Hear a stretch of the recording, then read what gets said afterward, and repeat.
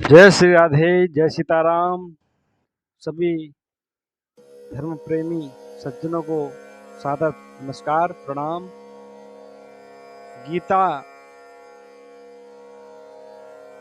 का आज हम द्वितीय अध्याय के 27वें श्लोक से प्रारंभ करेंगे। गीता गायत्री से भी बढ़कर है।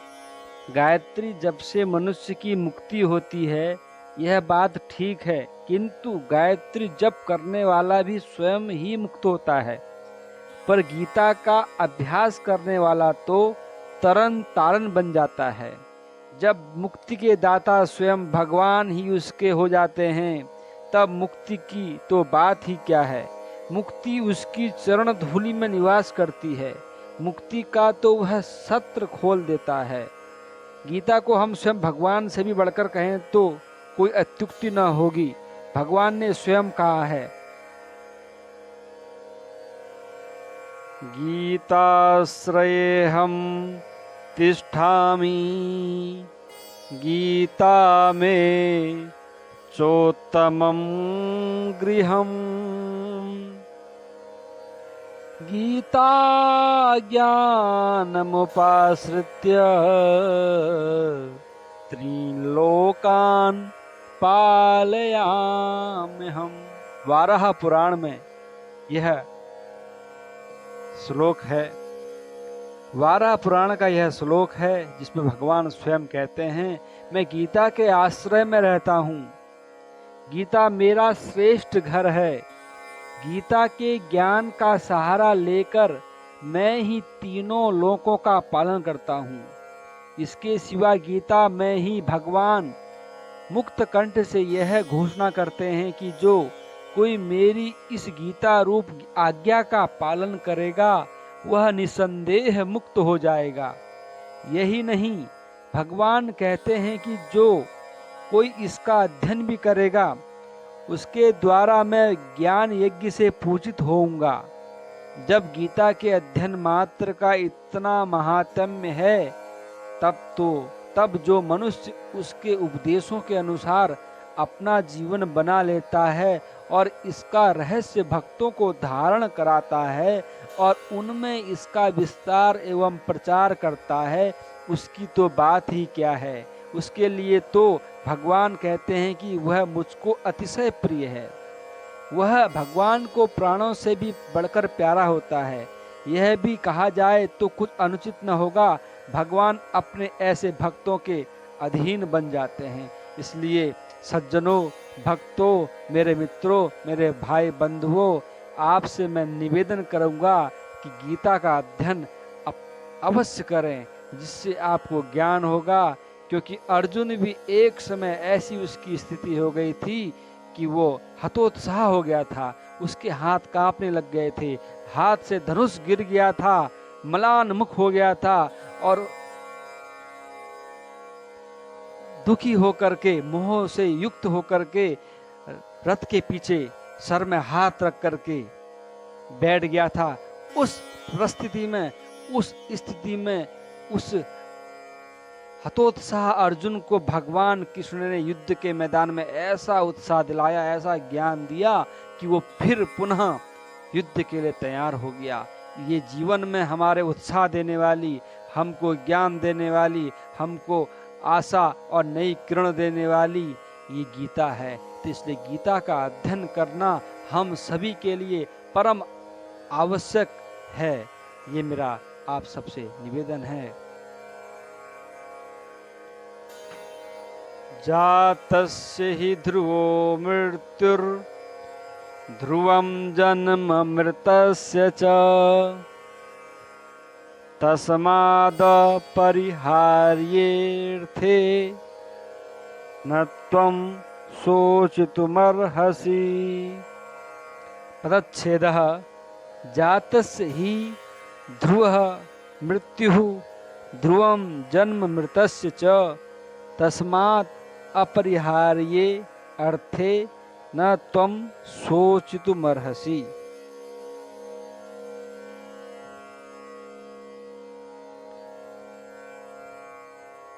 जातस्य ही माने जिसका जो उत्पन्न हुए हैं, जो उत्पन्न हुआ है, जिसका जन्म हुआ है, मृत्यु माने उसकी मृत्यु, उसका मरना, ध्रुव माने निश्चितम निश्चित है, जिसका जन्म हुआ है उसकी मृत्यु निश्चित है।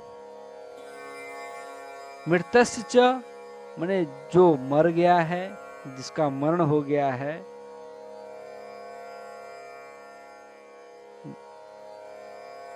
जन्म उत्पत्ति ही उसका जन्म निश्चित है, क्या ध्रुवम। मृतस्य च जन्म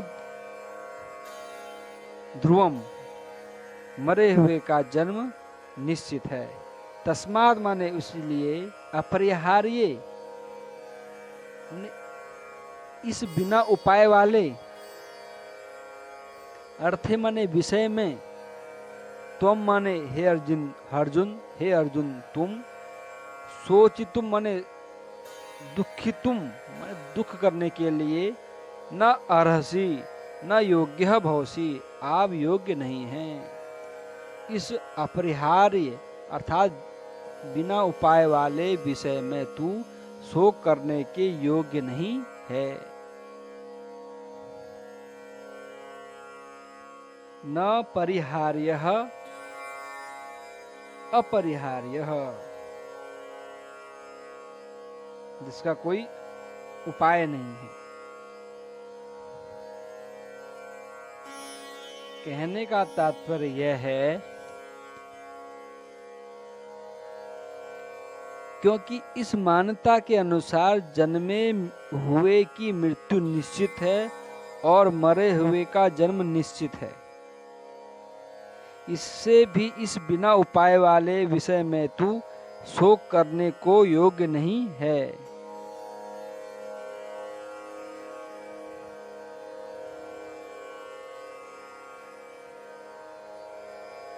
ही का यहाँ क्या अभिप्राय है? ही हेतु के अर्थ में है। पूर्व श्लोक में जिस मान्यता के अनुसार भगवान ने शोक करना अनुचित बतलाया है, उसी मान्यता के अनुसार युक्ति पूर्वक उस बात को इस श्लोक में सिद्ध करते हैं। प्रश्न फिर है, जिसका जन्म हुआ है उसकी मृत्यु निश्चित है। यह तो बात ठीक है, क्योंकि जन्मा हुआ सदा नहीं रहता, इस बात को सभी जानते हैं। परंतु यह बात कैसे कही कि जो मर गया उसका जन्म निश्चित है, क्योंकि जो मुक्त हो जाता है उसका पुनर्जन्म नहीं होता।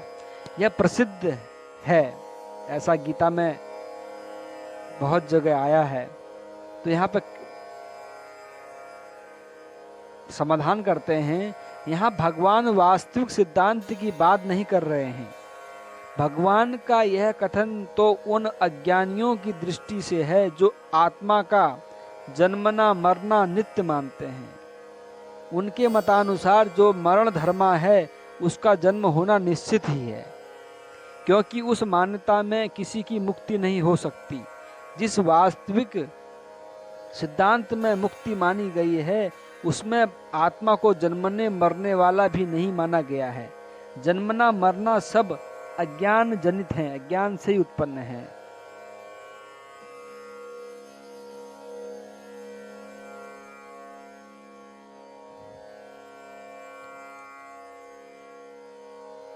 तस्मात् पद का क्या अभिप्राय है तथा अपरिहार्य अर्थ का क्या भाव है और उसके लिए शोक करना अनुचित क्यों है? तस्मात् पद हेतुवाचक है। इसका प्रयोग करके अपरिहार्य अर्थ से यह दिखलाया है कि उपर्युक्त मान्यता के अनुसार आत्मा का जन्म और मृत्यु निश्चित होने के कारण वह बात अब अनिवार्य है, उसमें उलट फेर होना असंभव है। ऐसी स्थिति में निरुपाय बात के लिए शोक करना नहीं बनता। अतएव इस दृष्टि से भी तुम्हारा शोक करना सर्वथा अनुचित है।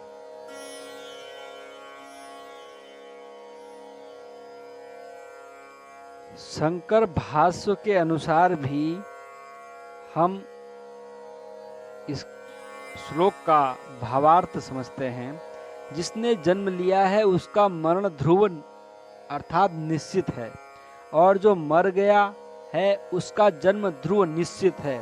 इसलिए यह जन्म मरण रूप भाव अपरिहार्य है, अर्थात इसका कोई उपाय ही नहीं है, इसकी कोई काट ही नहीं है। जिसने जन्म लिया है उसकी मृत्यु निश्चित है, और जिसने जन्म लिया जिसकी मृत्यु हुई है उसका जन्म निश्चित है, भगवान कह रहे हैं ये।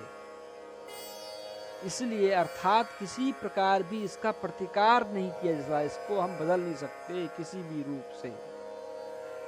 इस अपरिहार्य बिना उपाय वाले अर्थात विषय के निमित्त तुझे शोक करना उचित नहीं है। यह हमारे शंकर भगवान जो शंकराचार्य जी थे उनका भाव है, और उन्होंने गीता पर शांकर भाष्य लिखा है।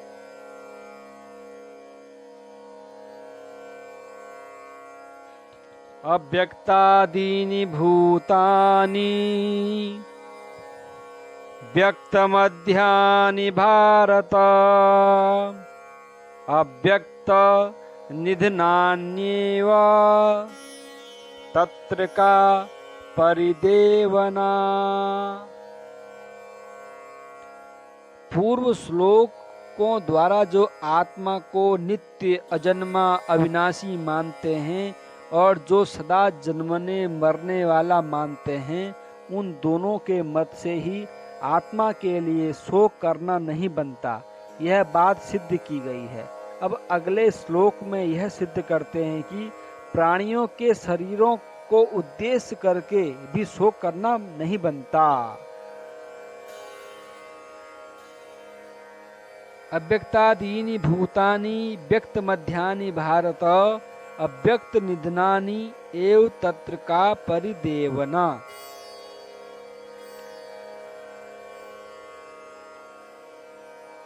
हे भारत, हे अर्जुन, भूतानि माने संपूर्ण प्राणी, अव्यक्तादीनि अर्थात जन्म से पहले अप्रकट थे, और व्यक्त मध्यानि और मरने के बाद भी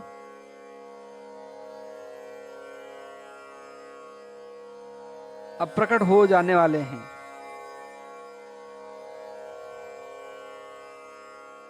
अव्यक्त निधनानि एव केवल बीच में ही प्रकट हैं, फिर तत्र तो उसमें ऐसी स्थिति में का परिदेवना, ऐसी स्थिति में शोक करना ठीक नहीं है। ऐसी स्थिति में क्या शोक करना है?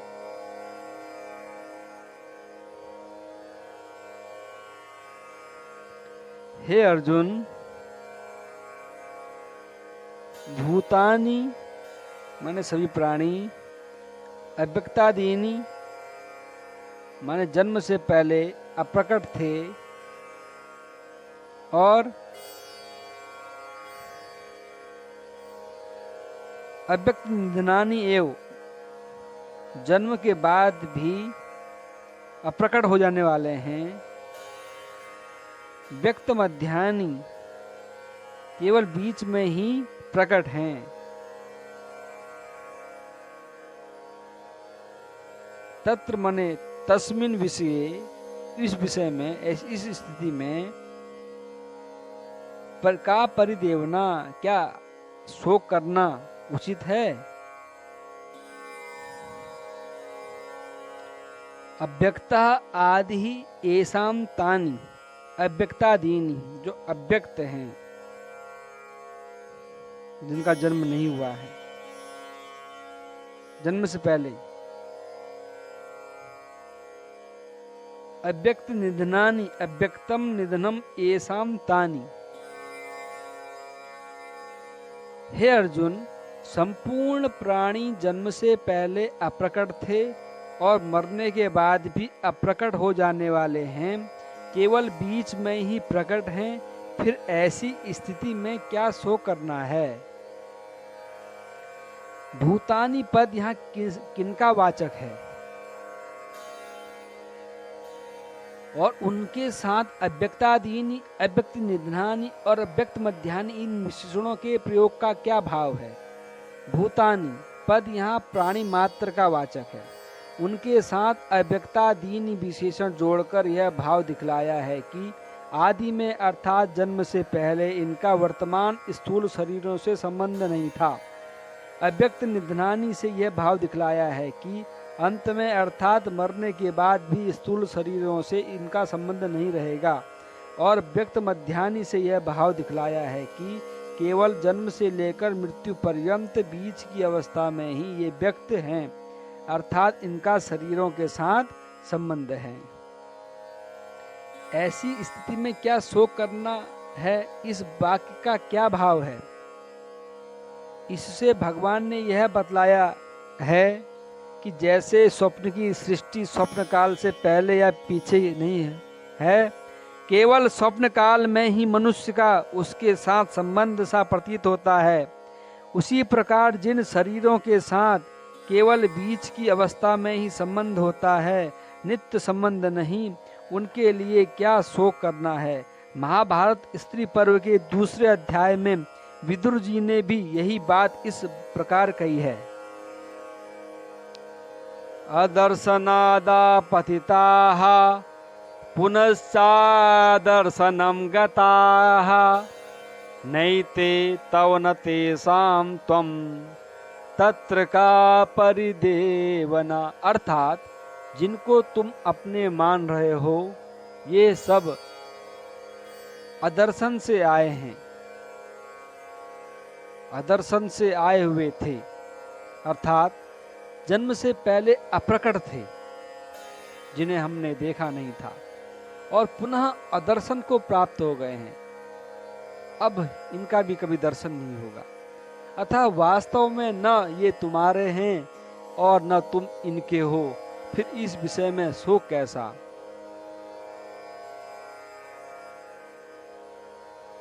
शांकर भाष्य में इसका वर्णन इस प्रकार उपलब्ध है।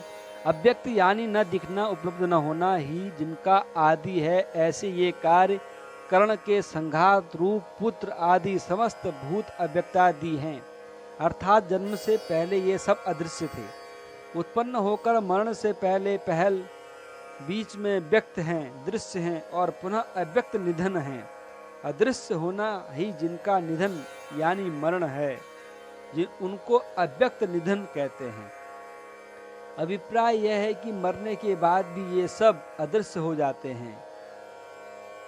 ऐसे ही कहा भी है कि यह भूत संघात अदर्शन से आया और पुनः अदृश्य हो गया, न वह तेरा है और न तू उसका है, व्यर्थ ही शोक किसके लिए। सुतराम इनके विषय में अर्थात बिना हुए ही दिखने और नष्ट होने वाले भ्रांति रूप भूतों के विषय में चिंता क्या है, रोना पीटना भी किस लिए है। जिसका प्रकरण चल रहा है यह आत्म तत्व दुर्विज्ञेय है। सर्वसाधारण को भ्रांति करा देने वाले विषय में केवल एक तुझे ही क्या उलाना दूं, यह आत्मा दुर्विज्ञेय कैसे है, इस विषय में अब आगे बताएंगे।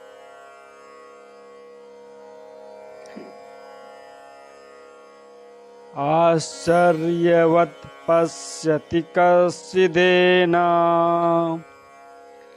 माश्चर्यवद् वदति तथैव चान्यः आश्चर्यवच्चैन मन्यः शृणोति श्रुत्वाप्येनं वेद न चैव कश्चित्। आश्चर्यवत् पश्यति कश्चित् एनम्, आश्चर्यवत् वदति तथा एव च अन्यः, आश्चर्यवत् च एनम् अन्यः शृणोति श्रुत्वाप्येनं श्रुत्वा अपि एनं वेद न च एव कश्चित्। कश्चिदेनं, कश्चित् प्लस एनम जस्तु संधि। आश्चर्यवद वदति आश्चर्यवत् वदति जस्तु संधिः तथा एव तथैव वृद्धि संधि च एव वृद्धि संधिः।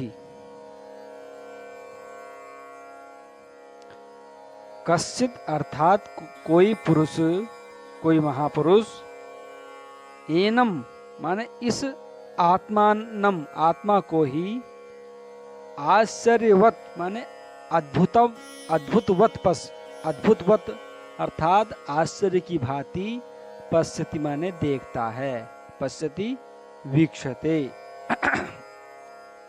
तथा एव माने वैसे ही, एवं वैसे ही, अन्य च दूसरा कोई महापुरुष, अपरा पुरुषोपि दूसरा कोई महापुरुष,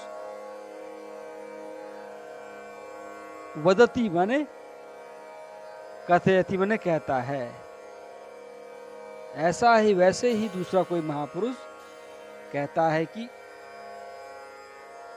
शृणोति माने सुनता है, अर्थात इसके तत्व का कोई आश्चर्य की भांति वर्णन करता है। कश्चित माने कोई, एनम माने इस आत्मा को, श्रुत्वा माने आश्चर्य की भांति ही सुनता है। न च एव वेद, कोई कोई तो सुनकर भी इसको नहीं जानता है। कोई पुरुष ही इस आत्मा को आश्चर्य की भांति देखता है और वैसे ही दूसरा कोई महापुरुष ही इसके तत्व का आश्चर्य की भांति वर्णन करता है, तथा दूसरा कोई अधिकारी पुरुष ही इसे आश्चर्य की भांति सुनता है, और कोई कोई तो सुनकर भी इसको नहीं जानता है। कोई एक ही इसे आश्चर्य की भांति देखता है। इस कथन का क्या भाव है? भगवान ने यह दिखलाया है कि आत्मा आश्चर्यमय है, इसलिए उसे देखने वाला संसार में कोई विरला ही होता है और वह उसे आश्चर्य की भांति देखता है। जैसे मनुष्य लौकिक दृश्य वस्तुओं को मन, बुद्धि और इंद्रियों के द्वारा इदम बुद्धि से देखता है, आत्मदर्शन वैसा नहीं है।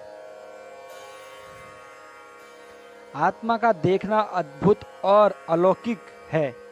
जब एकमात्र अचेतन आत्मा से भिन्न किसी की सत्ता ही नहीं रहती, उस समय आत्मा स्वयं अपने द्वारा ही अपने को देखता है। उस दर्शन में दृष्टा, दृश्य और दर्शन की त्रिपुटी नहीं रहती, इसलिए वह देखना आश्चर्य की भांति है। फिर प्रश्न है, वैसे ही कोई आश्चर्य की भांति इसका वर्णन करता है, इस वाक्य का क्या भाव है?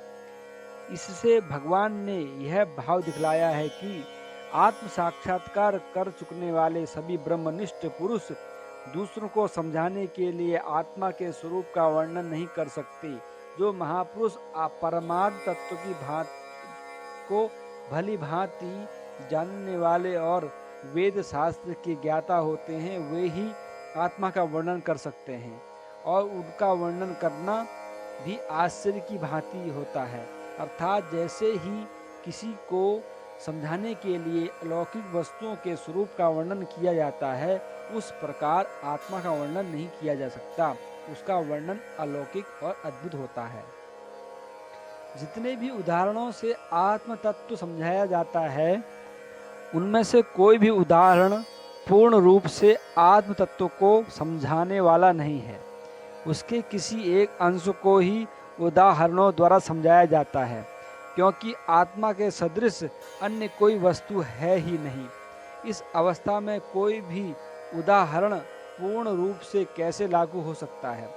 तथापि विधि मुख और निषेध मुख आदि बहुत से आश्चर्यमय संकेतों द्वारा महापुरुष उसका लक्ष्य कराते हैं। यही उनका आश्चर्य की भांति वर्णन करना है।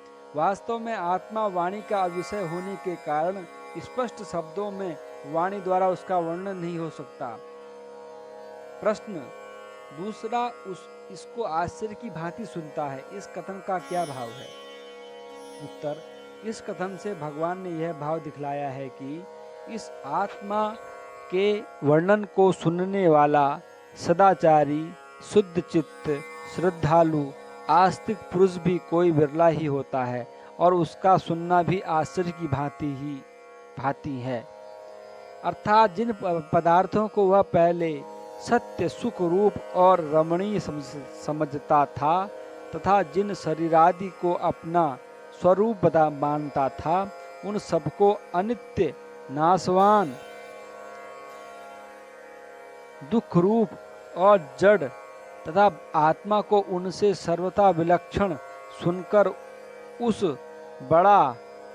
उसे बड़ा भारी आश्चर्य होता है, क्योंकि वह तत्व उसका पहले कभी सुना या समझा हुआ नहीं होता तथा किसी भी लौकिक वस्तु से उसकी समानता नहीं होती। इस कारण वह उसे बहुत ही अद्भुत मालूम होता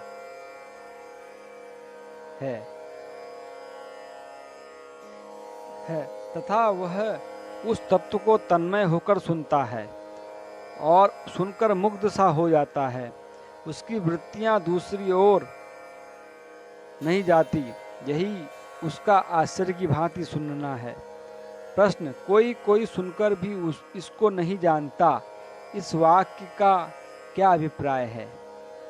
इससे भगवान ने यह भाव दिखलाया है कि जिसके अंतःकरण में पूर्ण श्रद्धा और आस्तिक भाव नहीं होता, जिसकी बुद्धि शुद्ध और सूक्ष्म नहीं होती, ऐसा मनुष्य इस आत्म तत्व को सुनकर भी संशय और विपरीत भावना के कारण इसके स्वरूप को यथार्थ नहीं समझ सकता। अतएव इस आत्म तत्व का समझना अनधिकारी के लिए बड़ा ही दुर्लभ है। प्रश्न है, आश्चर्यवत पद यहाँ आत्मा का विशेषण है या उसे देखने, कहने और सुनने वालों का अथवा देखना, वर्णन करना और श्रवण करना, इन क्रियाओं का? उत्तर है, आश्चर्यवत पद यहाँ देखना, सुनना क्रियाओं का विशेषण है। क्रिया विशेषण होने से इसका भाव कर्ता और कर्म में अपने आप ही आ जाता है। आश्चर्यवत पश्यति कस्यदेनामाश्चर्यवद वदति तथैव चान्यः आश्चर्यवच्चैनमन्यः शृणोति श्रुत्वाप्येनं वेद न चैव कश्चित्। इसी श्लोक से मिलता जुलता कठोपनिषद का मंत्र इस प्रकार है। श्रवणायापि बहुभिर्यो न लभ्यः शृण्वन्तोऽपि बहवो यं न विद्युः आश्चर्यो वक्ता कुशलोस्य लब्धा आश्चर्यो ज्ञाता कुशलानुशिष्टः। जो आत्म तत्व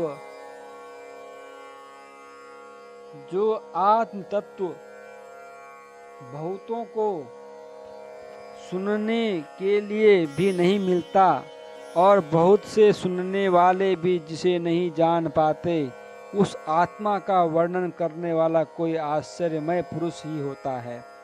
उसे प्राप्त करने वाला निपुण पुरुष भी कोई एक ही होता है तथा उसका ज्ञाता भी कोई कुशल आचार्य द्वारा उपदिष्ट आश्चर्यमय पुरुष ही होता है। यह कठोपनिषद का मंत्र है। शंकराचार्य जी ने भी अपने भाष्य में इस विषय पर लिखा है, पहले जो नहीं देखा गया हो, अकस्मात दृष्टिगोचर हुआ हो, ऐसे अद्भुत पदार्थ का नाम आश्चर्य है। उसके सदृश का नाम आश्चर्यवत है। इस आत्मा को कोई महापुरुष ही आश्चर्यमय वस्तु की भांति देखता है, वैसे ही दूसरा कोई एक इसको आश्चर्यवत कहता है, अन्य कोई इसको आश्चर्यवत सुनता है, और एवं कोई इस आत्मा को सुनकर, देखकर और कहकर भी नहीं जानता, अथवा जो इस आत्मा को देखता है वह आश्चर्य के तुल्य है, जो कहता है और जो सुनता है वह भी आश्चर्य के तुल्य है। अभिप्राय यह है कि अनेक सहस्त्रों में से, हजारों में से एक ही होता है, इसलिए आत्मा बड़ा दुर्बोध है, बड़े दुख से, बड़े दुष्कर कार्य से ही उसको जाना जा सकता है। दुर्बोध है। दुखेन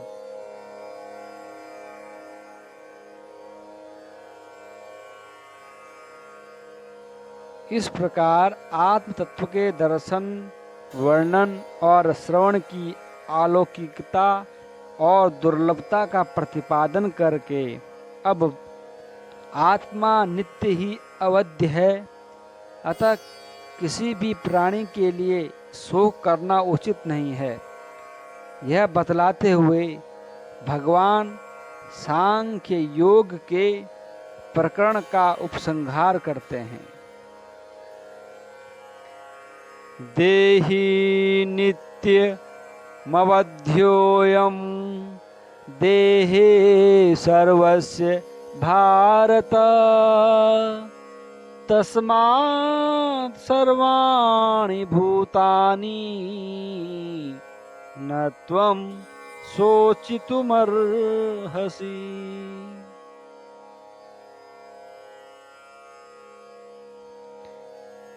देहि नित्यम अवध्यः अयम देहे सर्वस्य भारत तस्मात् सर्वाणि भूतानि न त्वं शोचितुम अर्हसि।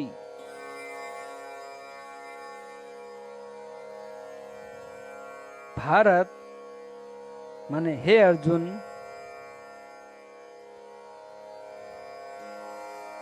अयम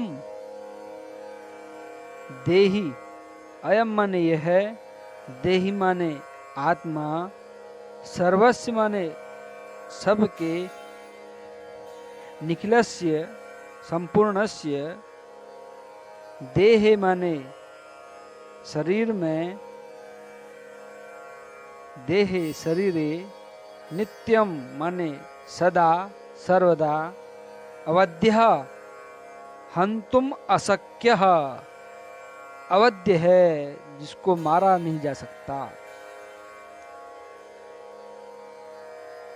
न वध्यः इति अवध्यः न तत्पुरुषः, न तत्पुरुष समास, जिसका वध नहीं किया जा सकता। तस्मात् तत् हेतोः माने उस हेतु से, उस कारण से, सर्वाणि माने संपूर्ण, सकलानि, भूतानि प्राणिनः प्राणी, त्वं शोचितुम इस कारण से सर्वाणि भूतानि सभी प्राणियों के लिए, त्वं शोचितुम तुम शोक करने योग्य न अर्हसि, न योग्य असि, तुम योग्य नहीं हो।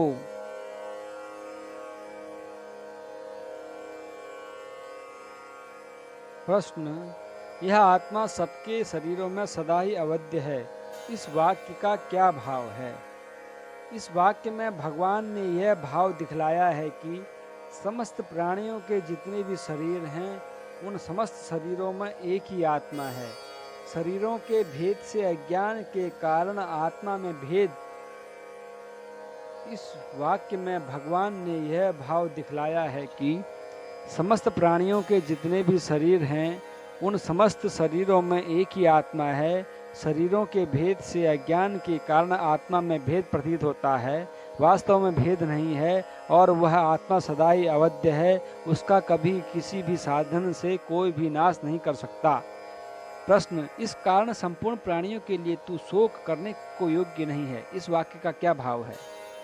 इस वाक्य में हेतुवाचक तस्मात् पद का प्रयोग करके भगवान ने यह भाव दिखलाया है कि इस प्रकरण में यह बात भलीभांति सिद्ध हो चुकी है कि आत्मा सदा सर्वदा अविनाशी है, उसका नाश करने में कोई भी समर्थ नहीं है। अतः तुम्हें किसी भी प्राणी के लिए शोक करना उचित नहीं, क्योंकि जब उसका नाश किसी भी काल में किसी भी साधन से हो ही नहीं सकता, तब उसके लिए शोक करने का अवकाश ही कहाँ है, स्थान ही कहाँ है। अतएव तुम्हें किसी के भी नाश की आशंका से शोक न करके युद्ध के लिए तैयार हो जाना चाहिए।